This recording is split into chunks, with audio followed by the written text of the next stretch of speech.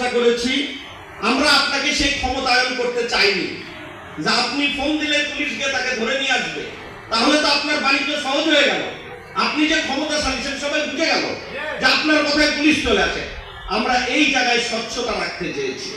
আপনারা বলেন, আমরা তদন্ত করে ব্যবস্থা নেই। এখন ছবির কথা বলি। এখনকার দিনে এই লক্ষ্মীপুরে দেখেন, আপনারা কিন্তু সমন্বয়কে আমাকে অনেকে ছবি পাঠিয়েছেন যে একটি ব্যানারের যে সরকার বিরোধী একটি পোস্ট করে একটি ব্যানার বানানো হয়েছে এবং লক্ষ্মীপুরের নাম দেওয়া হয়েছে। কিন্তু দেখেন, এটির কিন্তু বাস্তবে কোনো অস্তিত্ব নাই, কিন্তু আপনারা দিয়েছেন। আপনারা মশাল মিছিলের ছবি আমাকে পাঠিয়েছেন, বাস্তবে কোনো অস্তিত্ব নাই। তার মানে হলো আমাদের অনেক ছবি, আমাদের অনেক ভিডিও যেগুলো ফেক। অতএব আমাদের এই বলার মধ্যে দোষের কিছু নাই যে আমরা এটি যাচাই করে ব্যবস্থা নিই। আপনাদের তারপরে যদি কারো মধ্যে কোনো অসন্তোষ থাকে, আমার কাছে আসবেন, আপনার প্রমাণ উপস্থাপন করবেন। তারপরে যদি আপনি সন্তুষ্ট না হন, তাহলে মঞ্চের পর মঞ্চ বক্তব্য দিবেন যে পুলিশের কাছে গিয়েছিলাম, পুলিশ সুপারের কাছে গিয়েছিলাম, আমার কাছে এই এই এই ডকুমেন্ট ছিল, কিন্তু গ্রেফতার করে। কিন্তু আপনার ডকুমেন্টটি সঠিক কিনা, আপনার ভূমিকাটি সঠিক কিনা, আমি অনুরোধ করবো আমার কাছে একবার আসবেন, এসে আপনি এটার উত্তর নিয়ে যাবেন। আরেকটি জিনিস, গ্রেফতার হলো না মানেই যে বিচার হলো না, এই কথাটি কিন্তু সঠিক নয়।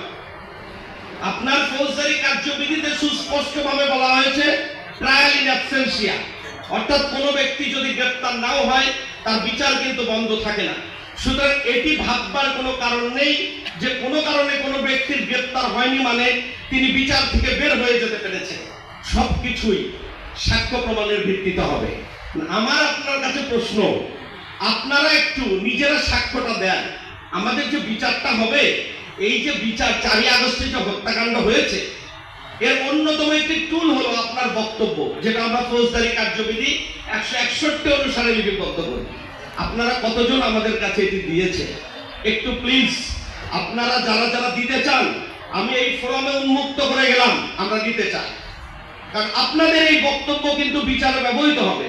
কিন্তু আমি লক্ষ্য করেছি, যখনই আপনাদের অনেকের কাছে আমি এই বক্তব্য চেয়েছি, আস্তে করে বলেন স্যার এটা তো আমার সমস্যা হবে। স্যার কেন আপনার সমস্যা হবে? এটি ভাবলে তো বিচার হবে না। আপনি মঞ্চে যত সাহসী, বাহিরে গিয়ে সাহস হারাচ্ছেন কেন? এই সাহসটা অর্জন করুন। আমি চাই মঞ্চে আজকে যে যেভাবে সাহস দেখিয়েছেন, তারা একটু এইভাবে আমাদের কাছে 161 গুলো দেবেন, অর্থাৎ জবানবন্দি। টিপু বাহিনী সেদিন কি কি করেছিল, আপনাদের এই জবানবন্দি তথ্য গুরুত্বপূর্ণ। কিন্তু আমি যতদূর জানি আপনারা অনেকেই এই জবানবন্দি কিন্তু এখনো দেননি। আমি এই ফোরামের মাধ্যমে অনুরোধ করব, এই জবানবন্দিগুলো দ্রুত দিবেন, তাহলে এই ফ্যাসিস্টের বিচার সেটি সহায়ক হবে, বিচারে সেটি সহায়ক হবে। আর বিচারের কথা বলি, অনেকে বিচার নিয়ে অনেক হতাশাব্যঞ্জক কথা বলেছেন। এটি যেমন সত্য, জাস্টিস ডিলাইড জাস্টিস ডেনাইড, এটাও কিন্তু সত্য। Justice হারিড justice buried.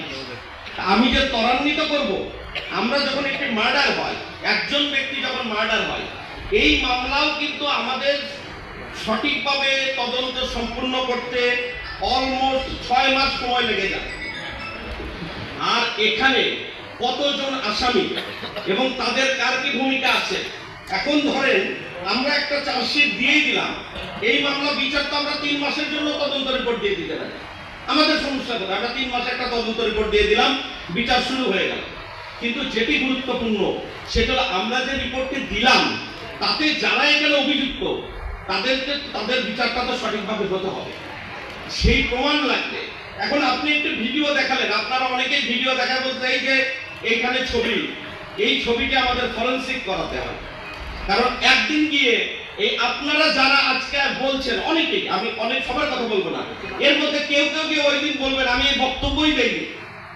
এই বক্তব্য আমার কাছে জোর করে নেওয়া হয়েছিল, পুলিশ সেদিন আমাকে জোর করে বলিয়েছিল, আমি বলেছিলাম। এগুলো কিন্তু ইতিহাসের কথা। এই জন্য আমাকে ফরেনসিকের উপর ডিপেন্ড করতে হয়, ডিজিটাল এভিডেন্সের উপর ডিপেন্ড করতে হয়, ফিজিক্যাল এভিডেন্সের উপর ডিপেন্ড করতে হয়, সকল সাক্ষ্যকে করবোরেট করতে হয়। এই কাজগুলো করার জন্য আমাদের তদন্ত প্রক্রিয়া দীর্ঘায়িত হচ্ছে। এখানে হতাশার কিছু নাই, এখানে গুণগত মান সঠিক রেখে লক্ষ্মীপুর জেলায় যে বৈষম্য বিরোধী আন্দোলনের মার্ডার কেসগুলি আছে, গুণগত দিক সঠিক রেখে সেগুলোর তদন্ত অব্যাহত আছে এবং আমি বিশ্বাস করি যে মানের তদন্ত সেখানে হয়েছে সেটিতে যারা এটার সঙ্গে জড়িত তাদের বিরুদ্ধে ব্যবস্থা নেওয়া সম্ভব হবে। সুতরাং আমরা ধৈর্য না হারিয়ে কারো কোনো কথা থাকলে, কারো বোঝার কোনো গ্যাপ থাকলে আমার কাছে একটু আসবে। যেমন আমরা কি করি, একজন মেয়ে এসে যখন আমাদেরকে বলে যে আমি ধর্ষিত হয়েছি, প্রাথমিকভাবে কিন্তু আমরা সেটিকে সত্যভাবে ধরে দিই। তারপরে আমরা চেষ্টা করি যে যার বিরুদ্ধে আছে তার সাথে অন্য কোনো কনফ্লিক্ট অফ ইন্টারেস্ট আছে কিনা, মানে অন্য কোনো দ্বন্দ্ব আছে কিনা। কিন্তু ওই ধর্ষিত মেয়েটিকে তারপরেও কিন্তু আবার আমরা একটা মেডিকেল এক্সামিনেশন করি। কেন করি? ক্ষেত্র বিশেষে কিন্তু আসামির আমরা ডিএনএ স্যাম্পলিং করি এটা ম্যাচ করানোর জন্য।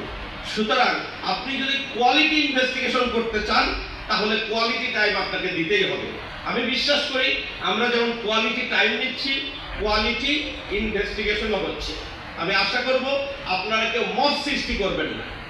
কালকে একটা ছোট্ট ঘটনায় লক্ষ্মীপুরে মব সৃষ্টি করে ফেললো, যদিও আমরা সেটি হতে দেই নাই। আমরা যারা এই অস্থিতিশীলতা সৃষ্টি করতে চেয়েছিল আমরা তাদেরকে আইনের আওতায় নিয়ে আসবো। আমরা কিন্তু সেটি করতে পেরেছি গতকাল।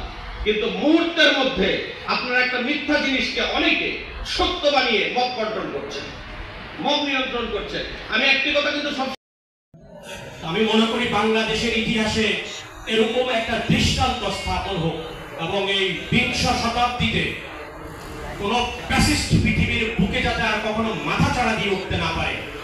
যদি শেখ হাসিনার বিচার জীবন দশায় না হয়, তার মারা যাওয়ার পরেও যাতে এরকম একটি দৃষ্টান্ত স্থাপন করা যায়, যাতে আর কোনো ব্যক্তি, কোনো রাজনৈতিক দলের কোনো নেতৃবৃন্দ এইভাবে দিনের পর দিন, বছরের পর বছর দমন পীড়ন করে যাতে আর ক্ষমতায়, রাষ্ট্র ক্ষমতায় টিকে থাকতে না পারে।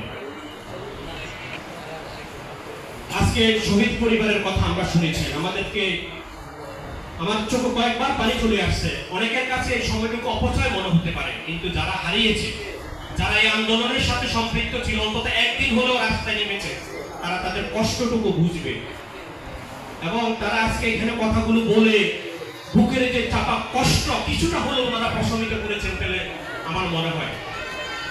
আজকে একটি বছর তারা এই কষ্ট নিয়ে আজকে আমাদের সামনে এসে তাদের সন্তানদের দু চারটা স্মৃতি কথা আমাদেরকে শুনিয়েছেন এবং এই স্মৃতি কথা শোনানোর মাধ্যমে আমি মনে করি ওনাদের বুক থেকে কিছুটা হলেও কষ্ট কমেছে।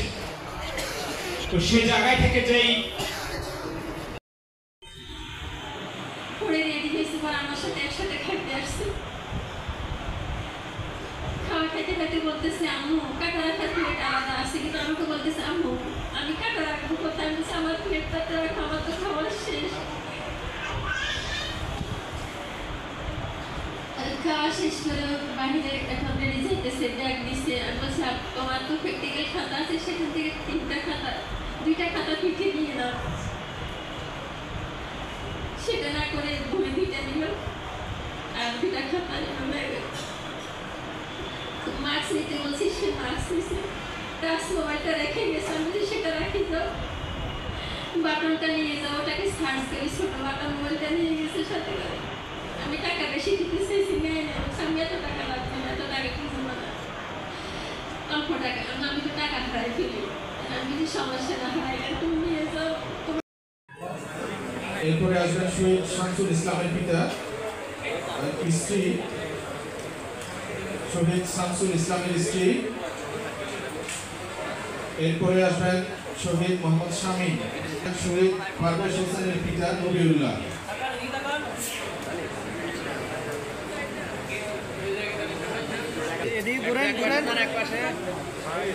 এরপর আসবেন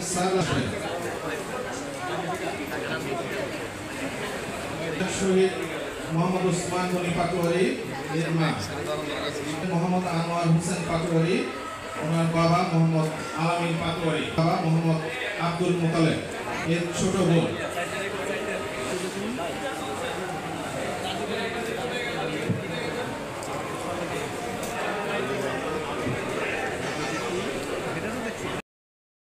হবে সেই গণতান্ত্রিক ব্যবস্থায় প্রতিটি রাজনৈতিক দলের সদস্যগণ সংসদে থাকবেন। একটি গণতান্ত্রিক ব্যবস্থা থাকলে সেখানে রাষ্ট্রের সর্ব নিম্ন পর্যায় থেকে শুরু করে সর্বোচ্চ পর্যায় পর্যন্ত রাষ্ট্রের রাজনৈতিক প্রতিনিধিবৃন্দ থাকবেন, যারা আমাদের সাইডে অত্যন্ত অভিজ্ঞ।